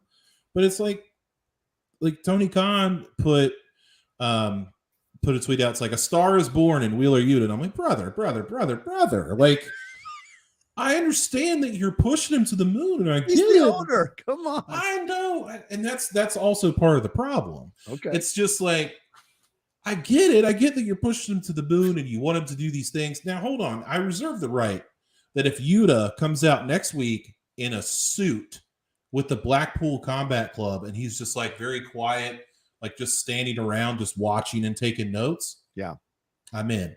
But I don't want, I don't know. It's just, I'm just not there yet. I need to see more of the presentation before I'm like, Wheeler Yuta's a star. Let's throw babies in the air. Give me a fucking break. All right, there we go. Did I not see? Wait, hold on. Dave Lander says, did you not hear the crowd reaction? Dude, the crowd will react to anything. It doesn't matter. Like, of course they're going to react to Wheeler Yuta. They reacted to Samoa Joe. They react to everything. It's not fair enough. They probably fucking thought Julia Hart was awesome too. Give me a fucking break. No, they did not. You could go back and watch that match. You listen to crowd reaction. They sat on their hands like they did for Ronda's promo. All right, the Last Cinema Sailor says, thank you for the watch-alongs. Keep them coming. Aaron, any new figures or upcoming figures? Randomly came across a video from an Oklahoma house show. Brett versus Austin. Austin's interaction with a venomous crowd was awesome. FYI, Texans and Okies don't mix. That's for sure. That's for sure. I did get a new figure. I don't want to take up time and pull it out of the case, but I did get a new Big Boss Man Ray Traylor figure to add to the collection. And I got the Ultimate Edition, which is more articulation. I got the Ultimate Edition Kane, the Big Red Machine. Nice. Is now in the collection. So yeah, I did get a couple. Right on, dude. Right on. Yeah, Brett versus Austin. That's interesting. All right, Black Cinema Sailor. This is for Chris to calm down on the sexy talk. What kind of what? I will never calm down on the sexy talk. Do you understand? Like Sean Spears, moist from head to toe. That's what the people want. Book it, Tony. Let's go. Listen, I think we live in a world where we can say that men and women are both attractive in different ways, and I think that's fine. I think that's totally great. I agree. Roberta Arsenal saying, I'd love to see Britt Baker go to the finals of the Owen Cup so we can keep her on TV. Yuta, wow. Is Lee Moriarty next to earn his stripes like Yuta? Yeah, I think we addressed that. Absolutely. Roberto, Britt Baker go to the finals of the Owen. Why would Britt Baker need to go to the finals of the Owen Cup? That doesn't make any sense. It's not about keeping her on TV. The angle is she doesn't want to be on TV when they want her to be on TV. She wants to be on TV now when she wants to be on TV because she's earned it as a champion, held the belt for so long. So that's why she's coming back in Pittsburgh. It's a fun angle, and it lets her heal, and it lets her, catch up on her appointments with the dentist, as a dentist rather. So it makes a lot of sense. I liked it, and it lets Thunder Rosa breathe a little bit as the champion as well, to not have to deal with Britt Baker every week all over again, as we're seeing with Ronda and Charlotte all over. Can you imagine how backlogged she is on appointments, Britt Baker? People are just probably being doing all the investigative work to figure out how to get in at her practice and blah blah blah. All these AEW marks looking up at her, and she's like, I can only imagine. Holy hell. Mr. Johnson, I'm sorry, we're gonna have to reschedule you. Yes. Britt Baker, Miss Baker Dr. Baker cannot be doing your crown this week. We'll have to again. Yeah. She's got the AEW Women's Championship framed in her office. She's bringing it on herself. That's true. Bringing it on herself. Shout out to Britt Baker, doctor in Orlando, Florida. Shout out. Oh, DMD. All right, let's hit SmackDown, dude, and let's get out of here. We want to get on with the rest of our Saturdays. Aaron, I'll just read this real quick. Since you do such a good job reading this, I'm going to read it. You start. Rocha hates me, but go ahead. No, it's because you always defer to us to give the opinions first, and you should get your shots here. Thanks, man. The SmackDown results. I'm a point guard here, man. SmackDown results. Ronda Rousey challenged Charlotte to an I Quit match and it broke as we're doing the show this morning. It is official. They will be doing an I Quit match at WWE Backlash. Thanks to everybody who sent it in the chat to confirm that it is happening. Xavier Woods beat Butch with a roll-up. Gunther with Ludwig Kaiser, formerly Marcel Bartel, defeated Joe Alonzo. Raquel Gonzalez now debuts as Raquel Rodriguez.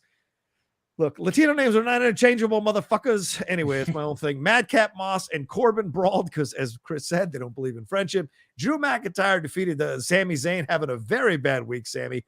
Lacey Evans returns in an interesting promo, a change for Lacey Evans overall. Liv Morgan shockingly defeats Sasha Banks. Shout out to Sasha for letting her get the little shine there for poor Liv.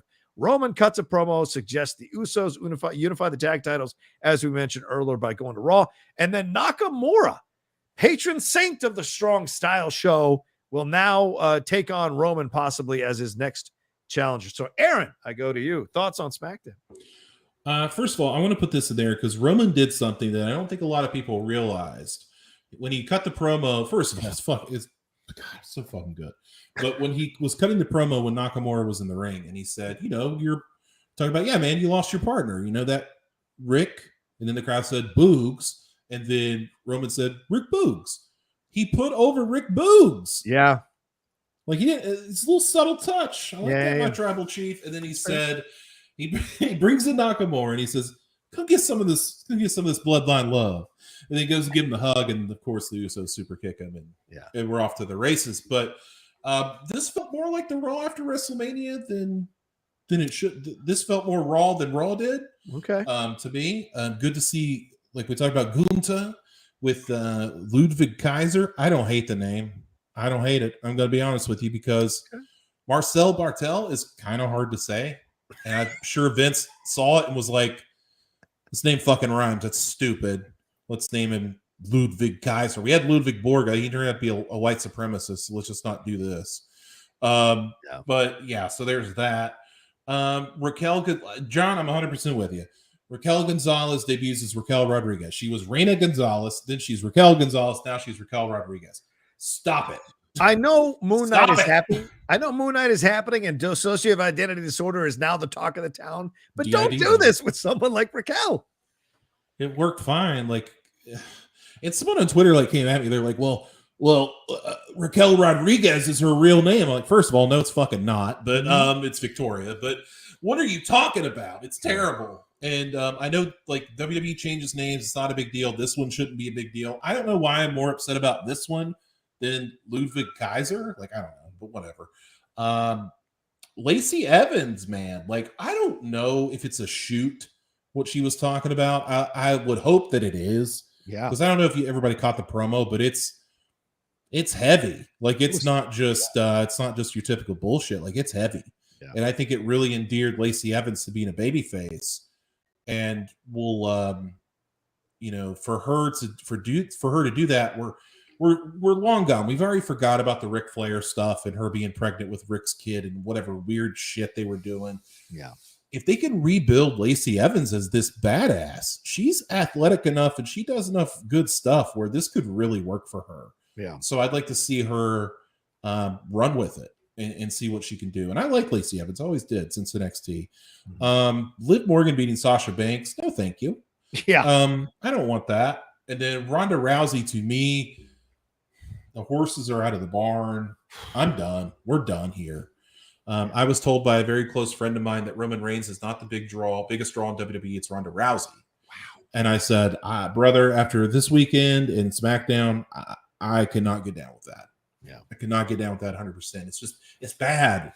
It's all bad. And then now we're going to get her and Charlotte again, where she's probably going to beat Charlotte. It's going to be bad again. I don't want it, dude. I don't want it. Yeah. All right, Chris, thoughts on this? Thoughts on SmackDown and the Rousey promo and the Lacey Evans promo? Yeah, we touched on a lot of stuff on SmackDown, just kind of going through the episode. But I mean, I'll start. Yeah, I guess we'll start with Lacey Evans. I think that we could be in for a renaissance of baby faces. It feels like, I mean, WWE has been such a heel promotion over the last few years where it's just like all about the heels, The baby faces are the same moronic, smiling, easily duped, gullible, like they haven't given you much to really want to see them triumph over the evil, I guess, when the basic building blocks of pro wrestling are good versus evil. It just is what it is. People make a whole lot about Steve Austin as a non-prototypical babyface because he swore and like did naughty things. But at the end of the day, he was still the force of good versus Vince McMahon's force of evil. No matter how you paint it, it's still the same basic building block. So I say that to say, look at how they're presenting Lacey Evans now. Look at Bianca Belair. Look at even Gunter in a lot of ways. I feel like the obvious thing is, let's make him the evil, foreigner, but he hasn't done anything bad. Right. He just showed up and kicked the shit out of a guy. Don't we love that? We love that. You know what I mean? And they're gonna love chanting Gunter's gonna kill you. They're gonna love it. So he's gonna get face reactions. Not a whole lot of people boo Walter. You know what I mean? I can't think of a lot of scenarios where you're just like, oh fuck this guy. He's awesome. You know what I mean? He's awesome. So let's run with this. Let's let good guys be dynamic and not cookie cutter. Don't have them do what they did with Lashley just did on Monday, where all of a sudden it's back to I love everything. Stop it. Like, you know what I mean? The very basic thing about being a babyface is that you fight heels. Yeah. That's it. You don't have to change personalities, how you get things done, how you talk, how you interact. You just fight heels, and people love you for it. Very simple. So with that being said, I'm very intrigued on where they go with this Lacey Evans thing. It seemed like it was a genuine thing. It'd be very poor taste if it wasn't a shoot. So, yeah, I'm here for it. I'm here for it. And also, it's like like her character initially was so overly sexualized and unnecessarily so in a lot of cases. It's just like, we all know that a lot of the ladies are attractive, and if they play into it, like a Gigi Dolan character, Mandy Rose, whatever, fine. But let her be a real person. Let her be a real person, and that's what I really enjoyed about the promo. And hopefully, they give her an intriguing storyline to carry on the momentum that she's starting to build. Because I see a lot of good chatter about that promo. Do not see any good chatter about Ronda Rousey. None. It was just brutal. I mean, the continents, the cadence, everything was wrong. Everything was off. She didn't know when to accentuate any word. She didn't know how to put any feeling into what she was trying to say. She stumbled over her words. I just like, what? Yo, if you're going to give Omos MVP, like, can we pull the trigger on getting Heyman to Ronda or someone, anyone who Bivens? Get her something, because Jesus Christ, I mean, this whole thing is wrong. To your point, Aaron, everything about it is bad. It is not.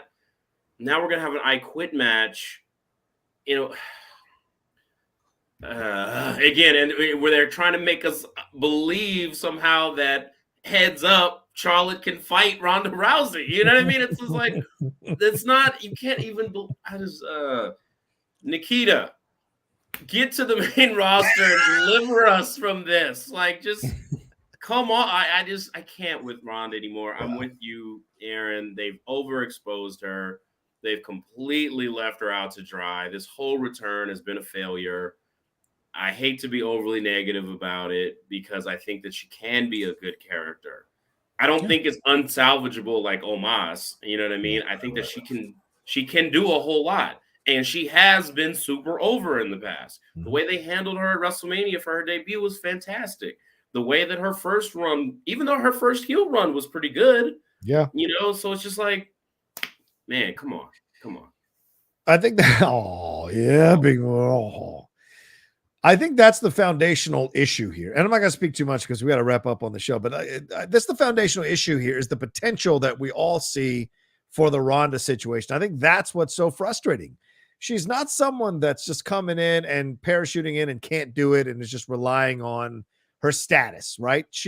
You can tell that she's got a very complicated relationship with this. And I think it's because it's, these are pre-planned matches. So this could affect her brand of how badass she actually is. I mean, Charlotte put it on the table saying this idea that you're the baddest woman in the world, it's a myth. It's a myth. She put it on the table. This is what Ronda needs to understand. Lesnar is able to survive losses. He just had one of the most high-profile losses ever at supposedly the greatest WrestleMania match ever. And he doesn't lose shine. And Ronda's got to understand that. And the horrible truth may be, and this is I don't think you guys have said this, she may be the one saying, I don't want a mouthpiece. No fucking way are you giving me a mouthpiece. I'm the star. I will speak. I will do what I want to do. Ronda has the cachet to negotiate that in the contract. And I wonder if she's made that very clear that she will not have anyone else speak for her. She's a very proud woman, very proud feminist in her way. So I would not be surprised if she said, no man is speaking for me ever. And so much to her detriment, sadly, as we're seeing in these promos. I mean, Charlotte carried that back and forth, for God's sakes. And this doesn't excite me to see them in an I Quit match. And her ending, I'm going to make you scream and drop in the mic. Just the whole thing. And they pan to the crowd. Half the crowd is like, the other half is clapping. The other half is just like looking around. Well, when is this fucking over so we can get to a match? Like, it's just sad to see. They're totally fumbling the ball. And I think, Ronda, if you're supposedly the strong personality, read the fucking room, make the change. I love, and to switch to Lacey, I love this. And look, they're not walking away from Lacey's sexuality. I mean, you could see her hips. You could see they put the cleavage in there. They made it sure this is a sexy woman, and they shot her from below, so she looks even more powerful. It was brilliantly done. What she had to say was very moving and real, and I bet a lot of fans have had that experience in the WWE that she's talking about, or know people who've had that in their family. And so it's a great way to get her over with the fans, and a completely new character from the prissy lady to now the hardcore, essentially female Stone Cold. That's what it feels like they're setting up here a little bit. And eventually down the road, if they turn Ronda heel, Ronda versus Lacey now becomes a very interesting situation, as her being a babyface, Ronda heel. Or if they keep Charlotte heel and she beats Ronda again, and then Ronda kind of tumbles back, then you've got Charlotte versus Lacey in a whole different way. And now I'm looking forward to it, because I never was a big Lacey Evans lady fan. That wasn't my thing. seeing her now embracing her strength that she's had to have to survive in this world to achieve what she's achieved. That's going to be very interesting to see and real, and people gravitate and connect to real when you turn it on, you know. Quick thing I want to add about Gunther Walter. I think that he has the same factor that guys like Wardlow, Hobbs, Lashley, the almighty Lashley, Brock Lesnar. They all have this factor of, for me as a fan, even though, you know, we all know it's scripted or whatever. Right. They have the old shit factor. Like, oh shit. Like when that music hits, it's like, oh shit. Like someone's going to get the shit beat out of them. That's what's going to happen.